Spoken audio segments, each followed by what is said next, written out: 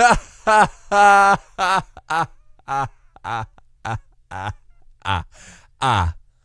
losing my mind. Welcome back to Cabbage Man mode, boys and girls. Today, I have a beautiful video in store for you. A video where I dove so deep into the forest that I began drowning in wood and vines. I do love me some bondage. After our huge success in Hopeport, I want to thank everybody for stopping by for episode 2. I am absolutely dedicated to beating Brighter Shores with 23 cabbages in my inventory. And you all get to watch and laugh. Now, I'm from Florida. I grew up in the woods. I remember running around the woods, chopping paths, and making tools with tree roots and tree branches. My friends and I were really some Florida guardians, so I should fit right into the theme of Hope Forest, right? Wait, what's that? Oh no. No, anything but that. No. Before we continue the video, I would like to speak about the LA fires and the victims that were affected. These people are people just like you and me. They're struggling with life, they have bills, and they're trying to find their way in the world. Some of these people owned houses that they had to save up for their entire life to purchase. It's really sad to see the state of our world currently, and I would really appreciate it if you guys could show your support to these victims. No one deserves to lose everything that they own, and the corporate suits sitting above that are supposed to help us are clearly not doing their jobs properly. It almost seems unreal how things are playing out in our realm currently. If you'd like to help and show your support to the victims of the LA fires, please visit the links in the description where you can find on-the-ground donation funds and charities that are going to help these people. I'd rather us be giving our money directly to the families and the people that are out there locally rather than the funds set up by the government, as it is clear that the government is all over the place. Now, if everyone could bow their heads with me and please have a moment of silence for the victims that were affected by these fires and the lives that we lost. And now, it's time to return to your old boy, One Item. I hope you enjoyed the journey in episode 2, and remember to spam the comments with praise Cabbage. But first, a word from our sponsor! Welcome back to Green Grocers. We just got a beautiful new shipment of cabbage in from Hopeport. Thank you. If you're interested in the Cabbage Man challenge, you'll love how fresh this cabbage is. Thank you. With our recent success with our friend One Item, we have been able to put up posters around town. Business is booming now more than ever. Thank you. If you're in the mood for some fresh food, head on down to Green Grocers today. South. North. South. North. South. Hey, North. you two need to South. calm down. North. South. Hello? North. South. Why in the world is this city so crazy? South. I mean, head on down to Green Grocers today.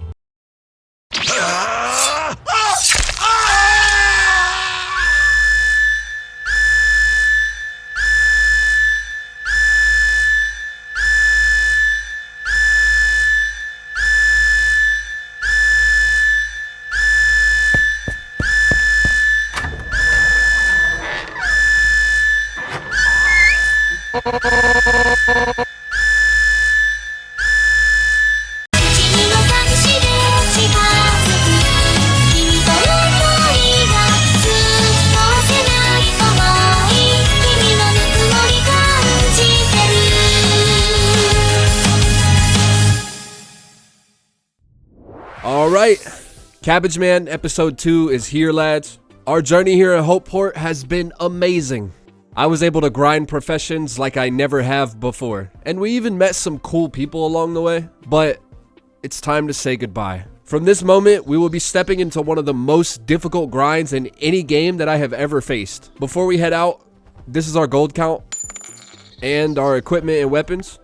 We managed to score an epic helm as well as a set of epic legs off camera. If you were curious, I trained quite a bit to get our gold up since last episode. Don't worry, we'll be stopping by Hopeport again later on. There's a task here that has yet to be completed. For now though, we need to head into the training grounds so we can get approval to leave Hopeport. This is totally an AI of the corporal, by the way. This is not the real corporal. He's dead. We grab our bow from Robin and learn how it can be used. This is wild because I've had a bow for so long now. After we finish learning, we misclick this cat, which makes for some pure dopamine in my brain. Now we have to talk to this person who is totally not an AI to finish up the Hopeport grind. Let's unbolt this door and head into the beautiful lands of the Hope Forest. Just for the record, this is not the corporal, okay? This is a highly advanced biometric AI body that is filled with the thoughts of the corporal. Now that I've cleared that up, we talk to the AI and learn how our Hope Forest journey will be playing out. Meanwhile, Toblaine is nomming on some dirt. Why, Toblaine? Just why? Myself and Jeremias begin heading east where we noticed a trampled mushroom, clearly a sign of passing people. We carry on further to the east. I discover all kinds of nodes and mobs along the way. Ultimately, I abandoned Jeremias for the time being as I would like to begin training my scout level. The goal is to use combat to generate gold after all. I explored a few map tiles and made my way directly to the outlaws. This is going to help us get our first few Hope Forest weapons and armors. On our third kill, we managed to get lucky and land a rare helmet early on. Once we hit level 5 scout, we had generated enough knowledge to earn our first forest KP. I teleported back to Hopeport to grab a potion for that extra knowledge boost. I'm gonna say this now early on before I forget. I'll be using knowledge to strictly train alchemy for the time being, as alchemy can unlock better potions, and as you know from the first episode, the kelp grind is just unreal for CABBAGEMAN. This will assure that we are able to utilize higher level potions throughout our journey. I also just really want a green alchemy cape. Anyways, back to the outlaws. We managed to get an uncommon torso. Unfortunately, our lucky epic torso from Hopeport is now in the quartermaster bank. We'll miss you dearly. After tuning the torso to Hope Forest, we began training on goblins. While training here, we managed to get our first rare drop, that being a guard sword. A good 10 scout levels so far, and we can now head to the oh so terrifying Wendigos. These things are actually terrifying, and if I saw one in the real world, I would shit myself. Rest in peace to Tile the Lion, by the way. Some say he's still getting that last level to this day. Another uncommon drop early on, a guard's longsword this time. Once we hit 12 scout, we begin heading to the deadly viper snakes. No, I didn't die to a Wendigo. What do you mean? Along the way, we discover a few things and unlock the forest teleport stone. The snakes offered great XP in getting us to 15 scout. I wanted to stop at 15 scout and attempt to start the Dryad main story quest, so that's where we're headed. The stag turned out to be pretty easy with our current scout level, and after defeating it, we learn of a mysterious area known as the pooling. This is the place where you'll be able to select your class. Brighter Shores is separated into 3 class factions, each benefiting from different elemental damages and resistances. Currently, they aren't fully implemented, but in time, these 3 class factions will function as a combat triangle. As of now though, we get access to different armor and weapon types, along with the elemental damages and resistances I mentioned earlier. Eventually, we arrive at the secret pooling room. We call the Dryad and head inside. Here, we'll be making our first big decision of the account. I actually polled which class faction you would all love to see, and the vote that I received the most love on was Guardian. I mean, it only makes sense that the CABBAGEMAN would be a Guardian. The Guardian faction uses nature magic known as Arbore. They're weak against Cryo Knights and their frost magic known as Cryone. But they have a strong effect against the Hammer Mage faction that uses lightning magic known as Tempeste. I know this is all very confusing, I apologize. Shout out to everyone that voted in the poll, and I'm proud to rep the Forest crew. After selecting our faction, I wanted to explore more of the Forest map, as well as start the Spider Quest. Unfortunately, I can't do the Spider Quest at the moment, so starting it is all I can manage.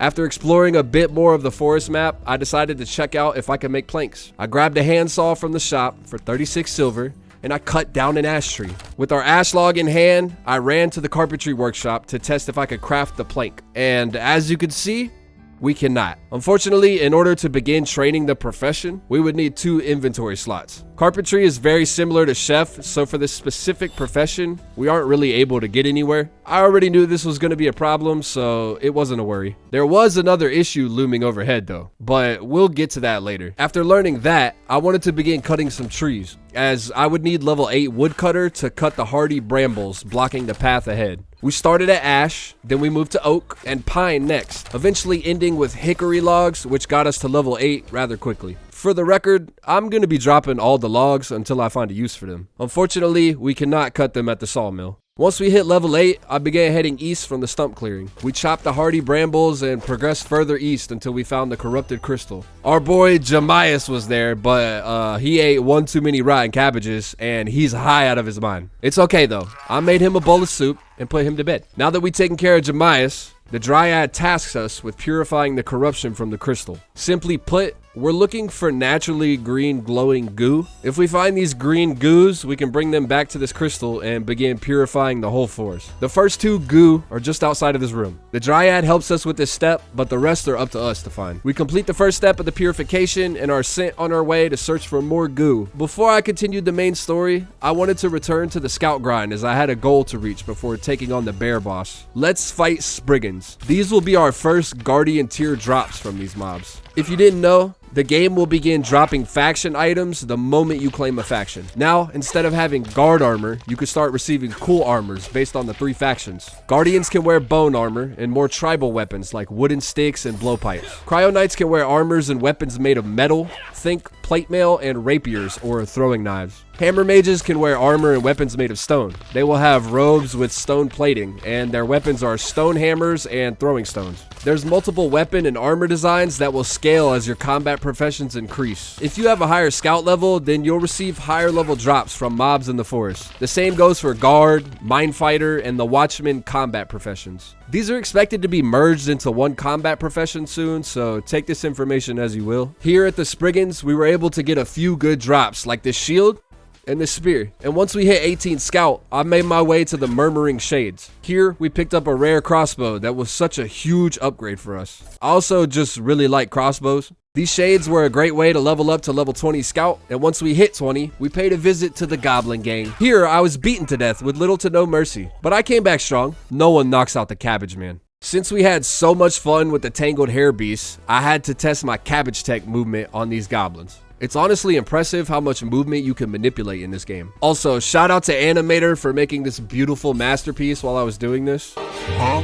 It may not be the best for PvP scenarios, but for mobs, this is so much fun. I learned some fascinating mechanics about the goblins in this area and how stepping under them can change combat completely. You can step under these goblins and they will almost always move in this pattern. In the event that they move out of line, you can easily manipulate their movement still by predicting the tile. It's usually a specific direction the enemy will move. I encourage everyone to play with the movement and learn how fun it could be. You can even distance yourself or get a gap to buy time for potion drinking or even immunity. Anyways, we ran into someone I actually knew from an older game called Genfanad. This is my friend Bones, and it was so good to catch up in chat. Bones is actually rank 2 gatherer in this game, and I gotta give my respect to the legend. I managed to get a rare cudgel here as a drop, which was nice. Also, I had no idea there were so many guardians in the forest until now. I guess it makes sense though. Oh, nice! A rare shield drop. By the way, yes, I'm still selling gear to the quartermaster one by one. Yes, it's mental torture. Back at the goblins after our quartermaster trip, I spark up a conversation with Nat about potions, and we chat for some time while killing goblins. Nat is another great member of the community. She's got a wild goal of being the #1 ranked Hope Forest player, and as of now, she is the #1 ranked. Another absolute legend out here putting in hard work. I guess CABBAGEMAN isn't alone in this world. Shout out to Nat. We'll actually be seeing more of her later. Eventually, we replace our crossbow with an epic longbow. A huge drop for the account at this level. I feel like goblins drop some of the wildest gear. Is it just me? See? A rare pole axe as well? What are these goblin guys? After over an hour of hitting goblins with my crazy cabbage tech, we reached level 25 scout. This is a great stopping point as I want to pay a visit to the ferryman and see what he has to say about fixing his boat. He informs me that I will need 4 coarse ash planks to repair it. Sounds easy enough. Even though I can't create them with the sawmill, I could buy them from the shop. Wait, must discover episode 3. What? Wait, I can't buy planks? How am I supposed to fix the boat? At this moment, my heart sank. I knew that planks would be a huge issue for a cabbage man, but I had no idea that you couldn't buy them. If I'm unable to create them with carpentry, and I'm unable to buy them, how am I supposed to finish the main quest line in the Hope Forest? This is where I begged Nat to piggyback me onto the ship. She suggested that I needed a swimming profession, and I replied that there's a giant lizard that would literally eat me up. After losing a little bit of willpower due to the plank debacle, I decided it's time to fight my first boss. Deep within the northern forest is a 2-headed beast known as the giant 2-headed bear. This boss is amazing as it uses different mechanics than every other mob we have faced thus far. It'll stand up on its hind legs to warn you when it's about to slam the ground and damage an entire area around itself. This is where you have to step back and drink a potion to gain an advantage. Ultimately, the bear was actually an easy enemy to defeat, and once we finished it off, I grabbed the glowing green goo honey from this bee's nest. After the big bully bear was defeated, I wanted to get back to training my scout profession. The goal is to get this profession to 50, much like we did with guard. Expect that to be a theme across the entire game, by the way. Combat is our money maker, and I love capes. I began training on the bears nearby as they were near my level and would be good experience. Luckily, we managed to get some fancy new rare bone legs, so I slipped my legs into them and kept training. I ran into a fan named Minivan who shouted out Twisty. Again, I love running into you all in game, and I really appreciate all the love. I'm glad I could create content that people enjoy. You lot are all amazing. After hunting these bears for about an hour, we reached level 30, and we even managed to get an epic quarterstaff. Shortly after that, another drop, rare angular bone legs. I wanted to see how cool my armor looked, so I turned off the hide option for my gear. I think we look awesome. I ended up sticking around until level 31 scout before leaving the bears. You will be missed, bears. Next, we'll be heading to the Horned Vipers. Nothing much interesting happened at the Horned Vipers. No crazy drops or anything like that. Well, one important thing happened that changed the challenge forever. Our biggest impasse right now is the fact that we need coarse ash planks to progress the story. After trying to craft them and buy them to no avail, I was lost. I was speaking with Tell, and he actually gave me an idea. Although, he said it was gonna suck. His suggestion was to open chests until we happened to get a plank. I knew absolutely nothing about the chests and how they worked, so I was skeptical. There may be another way, but I was curious nonetheless. I said bye to Tell for now and decided to test the chest method. If I had a chance to obtain a plank without needing to craft or buy it, I was willing to try it out. So apparently, there's only 2 large chests in the entirety of the Hope Forest. One is located here at the house beside the carpentry workshop, and the other can be found at the Huntsman's Lodge. I tested for a bit running back and forth between the chests, but ultimately determined it was far too slow. I would benefit more from staying at one chest and farming it alone, so that's what I did. The grind started off quite slow, only giving me hailberries, dandelions, and bitter fruit. And then boom! I received a 3-item drop. A common bone torso, a veined globe plant, and another hailberry. Maybe there was a chance that this could work? That's not a plank. Nope. Not a plank. Another globe plant. Juniper staves? Gold horns? Ash plank. Wait. Ash plank? Rugged ash plank. Oh, that won't work. I gotta thank the forest goddess Nat again for chatting with me and keeping me sane during this time. As you can see here, we were joking because I actually went and bought a cabbage. I absolutely needed this kind of energy at the time. One of the drops we got was a sturdy ram's horn. For some reason, I felt the need to bank it, so I banked it. This was a nice break from the madness of opening chests as well. Another cool drop was this suave post. I knew it was possible to get carpentry items now. This had been the 3rd or 4th carpentry drop after all. But still, no coarse ash planks. Were they even in the drop table? Chestnut. Coarse hickory log.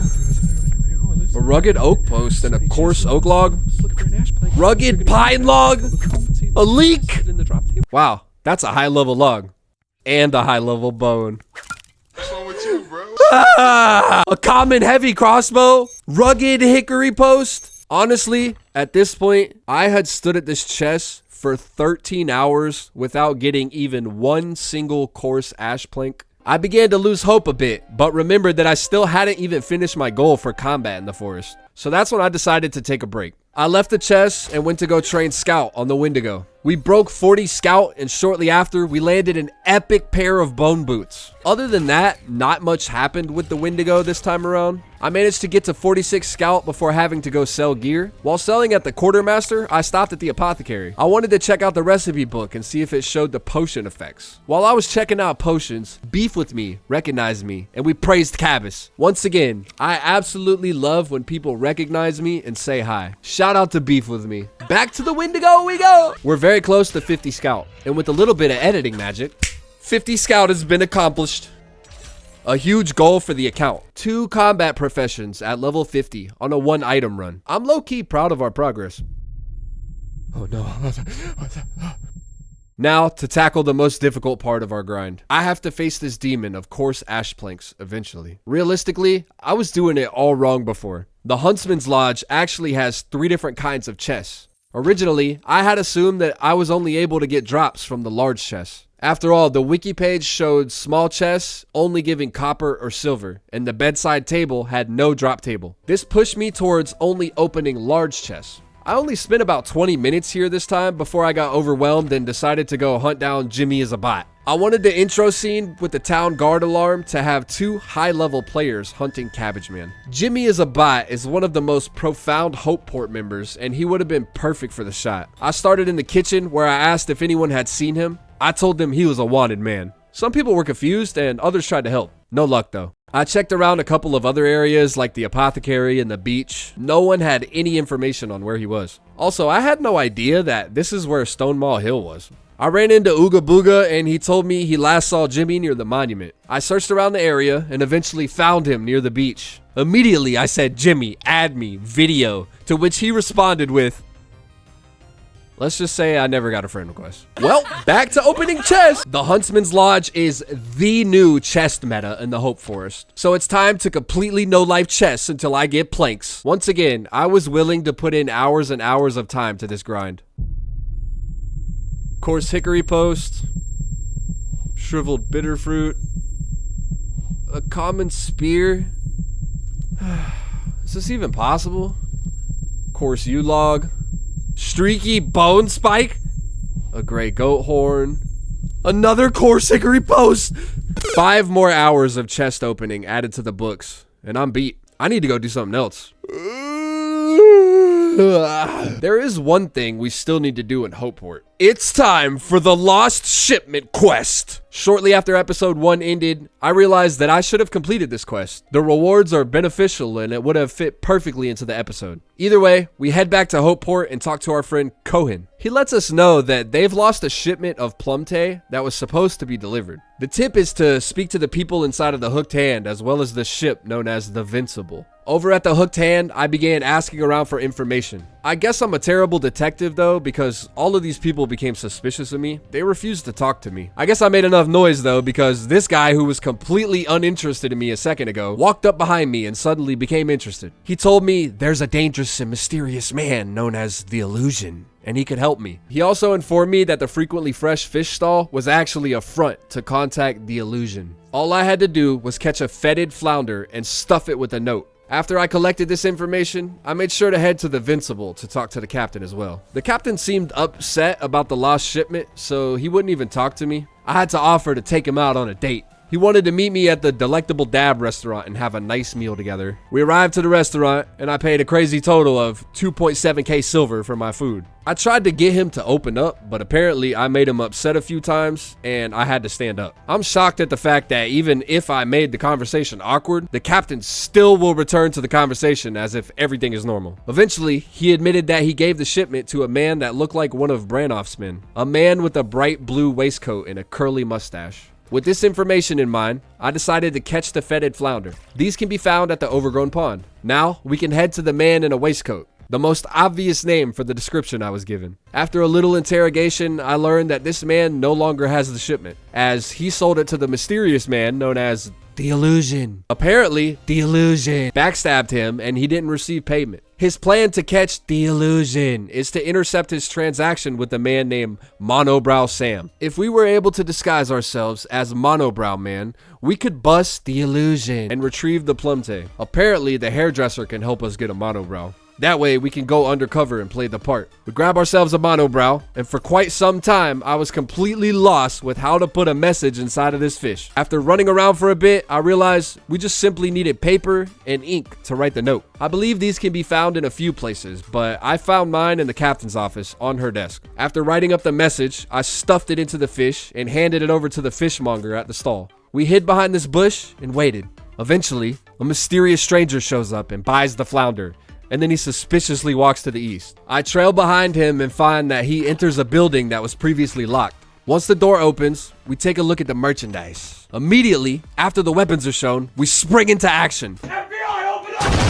Ripping off the monobrow, I revealed that I'm here to arrest these criminals. An all-out brawl ensues as these thieves are not willing to be jailed. The thief stood no chance as he falls to his knees in a puddle of blood. Now to handle the Illusion. As the thief stood no chance, I was able to defeat him easily as well. Shortly after, the AI corporal walks in with Cohen. I am applauded for my remarkable work as the town guard and rewarded with nearly 16,000 fishing experience, as well as 17,000 guard experience. And with that, the Hopeport grind is officially completed outside of leveling the professions in our free time. We can finally return to the forest and begin our gathering grind. The gathering profession has one of my favorite capes, and I do intend to get this skill rather high eventually. 200 gathering would be a nice goal for the Cabbage Man. We start by gathering globe plants just outside of the Hope Forest gates, and after a short grind, we're able to move up to the dandelions. I took a detour and grabbed a hand rake for 43 silver. For some reason, I also purchased 100 of each tool belt container. Maybe these will be useful later. For now, I began gathering goat horns. Gathering is nice early on because everything rotates rather quickly. Every couple of levels is a new node to gather. Once we reached level 6 gathering, we moved on to the apple trees. And shortly after, Samuel's favorite node, leeks. I just want to point out that I'm dropping all of these items to save time and space. It simply isn't worth running each item one by one to a bank when I can't use any of these items for alchemy regardless. At level 10, we began gathering hailberries. Level 12 allowed us to gather yellowing ram's horn. During the ram's horn grind, Reminiscence was shocked that I was grinding gathering out of all the professions. He didn't know about the chest grind beforehand. We talked about how stuck I was currently, and he helped me out by brainstorming some ideas that may help out. Unfortunately, I was stuck in a strange position. I guess you could call me stepsis. Oh, by the way, I started bringing my experience potions with me and dropping them on the ground rather than going back to Hopeport every single time. This is a professional tactic being used by top tier players where they will juggle potions on the ground. That way, they can have all of their inventory spaces for grinding professions. Once we hit level 17 gathering, I decided to try chestnuts. These were rather slow compared to other nodes as I had to run far between the trees. We did run into the absolute goat named Savage Shores. We chatted for a bit about the world and how crazy things are getting. Overall, a really cool dude, and I'm glad we met. Thanks to Savage Shores for keeping me entertained during my grind. Eventually, I gave up and went back to the ram's horns. The chestnut trees were just too slow. One level was all we needed to move to streaky bone spikes. These were great experience and an easy way to boost my gathering to level 22. Not much happened here at the bone spikes other than having a chat with Savage. So on to the tank fruit. I arrived at tank fruit to find Count Sailor and Variety MMOs grinding out 500 gatherer. Eventually, we sparked a chat that led to some hilarious moments. We went from chatting about energy drinks, smoothies, and eventually nut milk. The nut milk had us laughing harder than we should have. I'm just saying, nut milk is some of the best milk there is, all right? Pause. Shout out to Copper for shouting me out here. I love how he said I was pioneering the Brighter Shores snowflakes. Somehow, we got on the topic of Andrew Gower, and for the first time, I told someone else about my account named Andrew Gower. Yes, I have an account named Andrew Gower. Or, I did have an account named Andrew Gower. This guy was in the room where we were all gathering, and he ran on top of these butterflies. I noticed that when he ran on top of this tile, he was completely invisible to other players. This blew my mind, as in RuneScape, this would be extremely overpowered in PvP. Eventually, we joked about an idea where Andrew Gower walks out of the bush and says something. Myself, Count Sailor, and Variety MMOs all brainstormed the perfect Gower meme. Due to our brainstorming, this meme was born.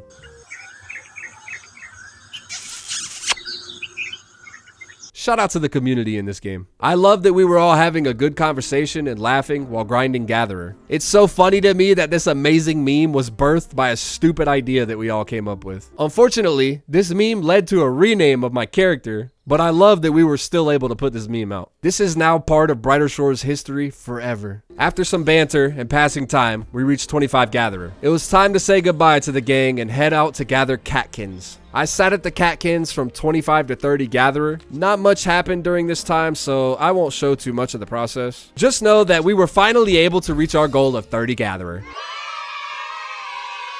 An awesome achievement for the CABBAGEMAN account. Soon, we will raise that to level 50, but for the time being, we have a demon to finish battling. I was at my end with opening chests, and I was ready to completely give up. I had asked my YouTube community if they would be okay with me freeing up inventory space to progress the story if there was no other way. Majority of people voted yes, that they would be okay with that. I even asked Samuel, and he agreed that if there was no other way to progress, he would allow me to drop cabbages. Although people were comfortable with the idea, I sincerely did not want to drop any of my cabbages. But with 20 hours of opening chests, and not even one single coarse ash plank drop. I was on the verge of dropping a cabbage and using the 2 slots to make planks. Now, I could have sworn I had a clip of this, but I searched through the 50 hours of footage and I couldn't find it. This is where Nat seriously came in clutch. She's been a huge help to keeping me sane during the forest grind. I told her I was seriously about to give up and asked for some sort of motivation. She is the #1 ranked Hope Forest player after all. I then said that I had already opened 1,000 chests with no luck. She hit me with, well, it's for sure gotta be in the next 1,000 chests. This actually made me burst out laughing, and I felt a sudden burst of energy. I felt like Goku when the Spirit Bomb was finally done.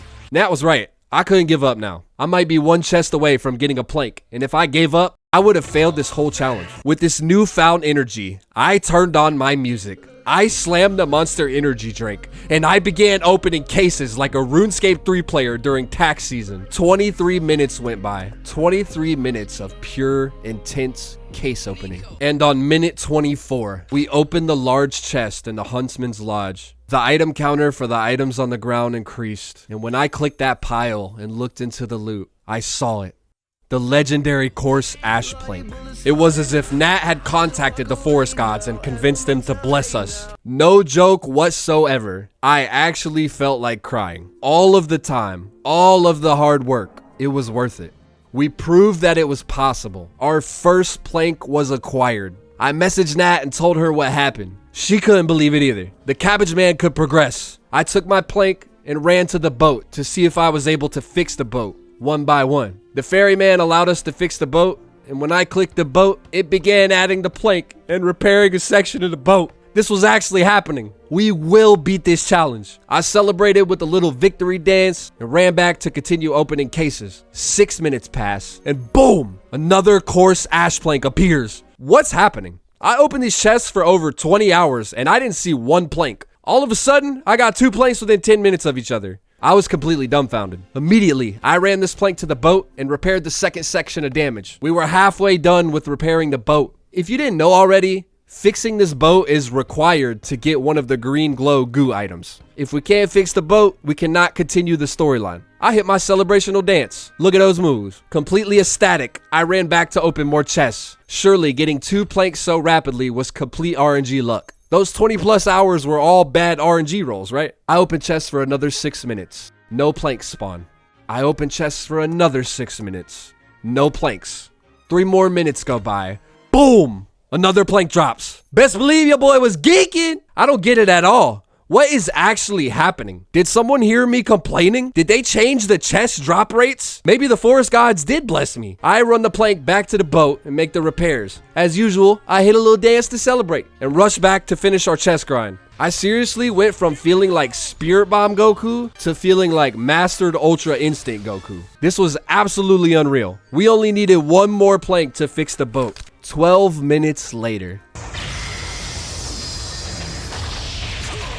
I'm done, bro. I can't even believe this is real. What the fuck? We actually did it. After putting in over 40 hours, we lined up all of the steps required to finish the main story. With our last plank in hand, we head back to the boat and make our final repairs. It's now time to fight the second boss of the Hope Forest. We hop on the boat and we're attacked by a giant mutant newt. This boss is slightly similar to the bear. The newt swims around the boat and looks for an angle to target. While the newt is in the water, we cannot attack it. Once it locks in, it'll cast an ability where it jumps onto the boat and attacks an area of 6 tiles. We simply have to step back and avoid the area damage. Once the newt is on the boat, it's time to attack. We'll dish out damage until the boss jumps back into the water. After it does, we need to fix the planks it was just attacking. The cycle repeats until we defeat the newt. As long as we don't get hit, it's an easy run. I mean, realistically, man, I just opened over 1,000 chests.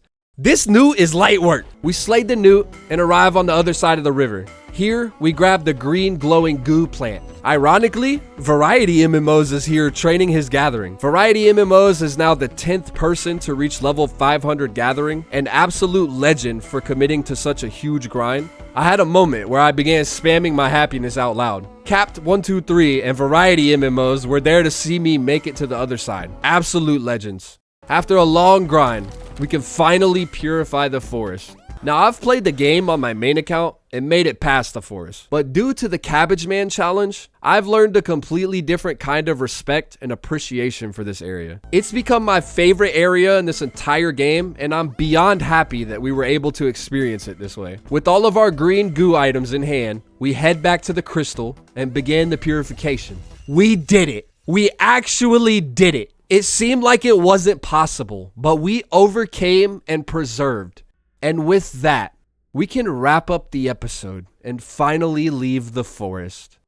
Just kidding! Did you forget that I'm the Cabbage Man? The one and only? I couldn't leave yet. We still gotta get 30 woodcutting. Did you think I forgot? I told you lot. I am going to set the bar high. Good luck, Cabbage Men and women. Keep up. We began grinding out woodcutter. I chopped hickory. I chopped juniper. I chopped suave. I bought a 2-person saw. I chopped yew. I chopped ash. I chopped oak. I chopped ash again for some reason. I chopped pine. And finally, after chopping down the entire forest that I love so much, I had done it. I reached level 30 woodcutter. I hate this profession. And with that, we can wrap up the episode for real. This journey has been so much more than I could have ever imagined. I met some good people, made memories, and completed a huge goal. The sense of accomplishment is inspiring, and it feels good to know that with some dedication and mental fortitude, we can overcome more than what we imagine. Life is full of trials and hardships, but the real beauty of our realm is the journey you take to get there. It's about the people you meet,